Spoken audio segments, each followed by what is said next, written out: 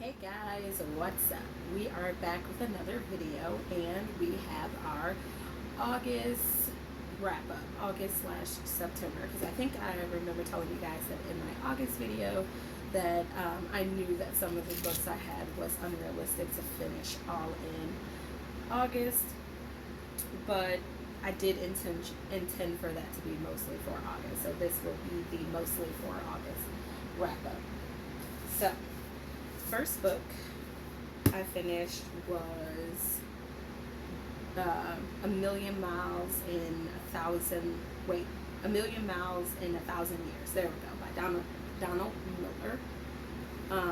I think I gave this book 3 stars on my Goodreads. It wasn't a bad book, but I guess when I got my faith box and the theme of the box was faith, or was stories. I guess in my mind I had a different expectation of what I thought that this book was going to be with his story.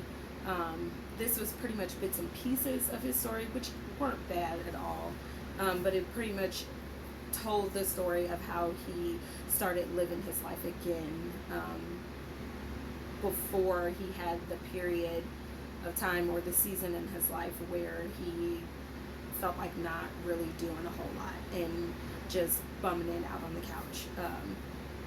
It's not a hard read, it's an easy read, but I guess really because my expectation, or like what I had in my mind, was just so different than what was in here, I gave it a 3 stars. So, but not bad. I definitely recommend that to somebody. Second book I have is Laugh It Up by Candace Payne, Chewbacca Mom. Really good book. I did not, however, like the audio version. It felt too scripted, but I know you have to read from the book in order to do the audio book. So, I don't know, I guess just some parts of it I felt was kind of cheesy, the way the voiceover was, instead of like, I don't know, I guess I was expecting the audio to be more like in the moment type of like laughs and giggles and cheesiness, but the book itself, the story itself, I absolutely love. But I have not done my review on Goodreads, but when I do, I believe I will give this book a 4 out of 5. I really like this and I would definitely recommend this to someone else. Next we have the best book ever. Yeah, I just want to say goodnight, but this is a good book. Dude. Oh yeah, no. Love you. Good night. Bye guys. Next book we have Children of Blood and Bone. I focus there. This book made me cry throughout the book. It made me angry when the characters were angry. It made me sad when the characters were sad. And it was just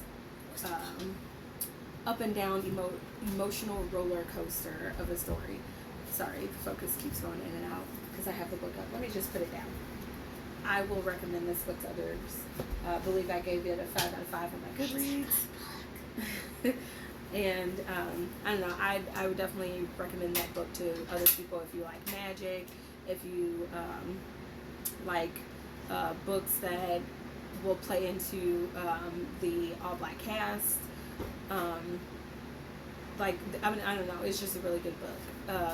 It's definitely different from like Harry Potter reads or horror supernatural that I'm used to, but I like this book because it's kind of like, I don't know, a black version of Harry Potter to me, only better. I don't know, and I love Harry Potter, don't get me wrong, I love Harry Potter. Like, my classroom theme will be Harry Potter once I can get a classroom again.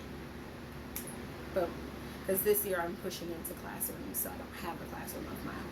So the year I get a classroom again, Harry Potter is my theme. Just throwing it out there. I love Harry Potter. But I don't know. I don't know what words to use for this book because I just absolutely love this book. I love everything about this book. I love the book itself. I love the characters themselves. I love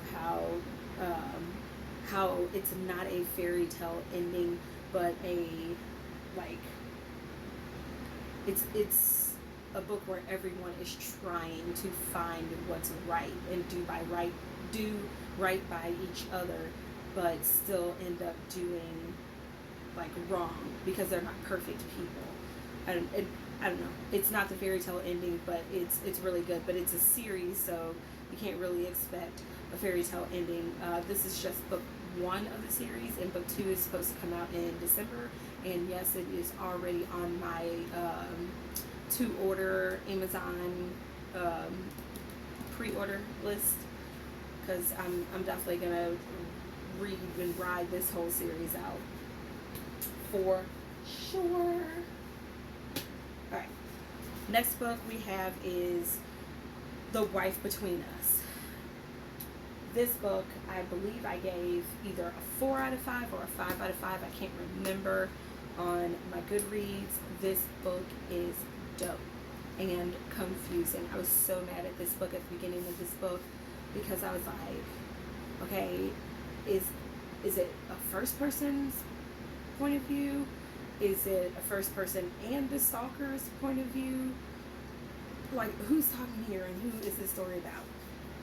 And I don't want to give away too much of it, but I think I have a spoilers review on my Goodreads. But in the end, it all worked out pretty good. And everything, like, crisscrossed and intertwined, it came back full circle, and all your questions were answered before you finish this book. But, whoa, boy. Like, brother in this book is crazy. Just saying. So I did not finish the other books that were supposed to be on my August TBR. So I did move some of those books, I believe, over to my September TBR, which I will talk about in my next video. But altogether, let's see.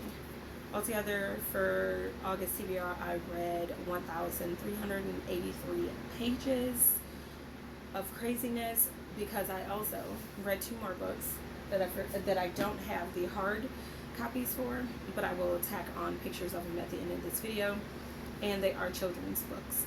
The first one is The Dot by Peter H. Reynolds, and the second one is What If Everybody Did That by Ellen Chavernick.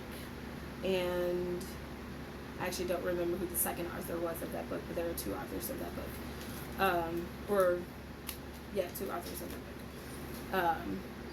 But yeah, I read those to students in the classroom that I work in the first grade classroom that I work in. So I just went ahead and added that to my TBR because they were so cute, and I just wanted to share that I read those cute stories.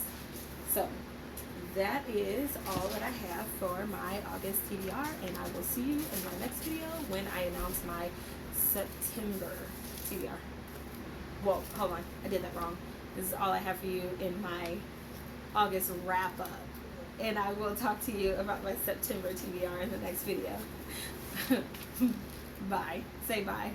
Peace.